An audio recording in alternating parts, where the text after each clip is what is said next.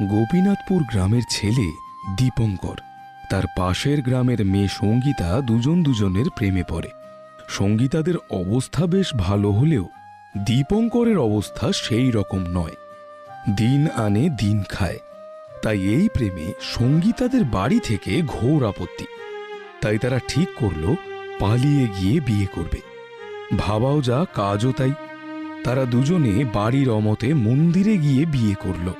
শেষে দীপঙ্কর প্রেমিকাকে বিয়ে করে বাড়ি ফিরল। মা, ও মা, বাইরে এসো, দেখো কাকে নিয়ে এসেছি।